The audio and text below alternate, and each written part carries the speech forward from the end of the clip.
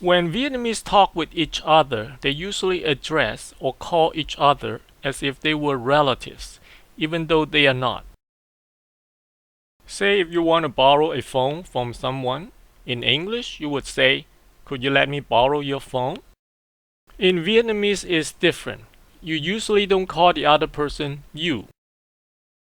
Let's assume you are this person and you are 18 years old and you want to borrow a phone from this person and he is 30 years old. You would like to call him anh. Anh means older brother. And you would call yourself em. Em means younger brother or younger sister. And in this case it is younger brother. So in Vietnamese the question becomes anh cho em mượn phone được không? Anh cho em mượn phone được không? Now look at the structure of this sentence. The sentence structure is different from English. It's like saying, "Hey, my older brother, could you let me, your younger brother, borrow the phone? Feasible or not?" The literal meaning is, older brother, let younger sibling borrow phone, feasible or not? Okay, it's you again. And this time you want to borrow a phone from this person and he's 45 years old. You would like to call him bác. Bác means uncle or aunt, or more precisely, your father's older brother or older sister. Or you can call any senior citizen bác, and you would call yourself cháu. Cháu means nephew or niece, and it is also used to call people of younger generations. So in Vietnamese the question becomes, bác cho cháu mượn phone được không? Bác cho cháu mượn phone được không? You can also call any senior citizen bác, like this man or this woman.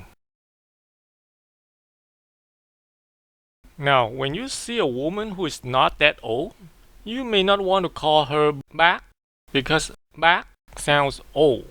You may want to call her cô. Cô means aunt, or more precisely, your father's younger sister or older sister. You also like to call yourself cháu. She is your aunt, therefore you are her nephew. Okay, now, cô has a different meaning. It means miss. You can call a young woman cô, and then you will call yourself tôi. Tôi means me. When you use tôi, you are asserting your social status. You are having a higher social status, or at least an equal social status as the other person. You are 18 years old and she is 16 years old. Therefore, you have a higher social status. So in Vietnamese, the question becomes, cô cho tôi mượn phone được không? Cô cho tôi mượn phone được không? Okay, now let's do a reversal. You're on this side and someone wants to borrow the phone from you. Let's say this man wants to borrow the phone from you. He would call you cháu. Cháu means nephew, right? And he would call himself bác. Bác means uncle, right? And the question becomes, cháu cho bác mượn phone được không? Cháu cho bác mượn phone được không? Now, this man may also call you anh. But why?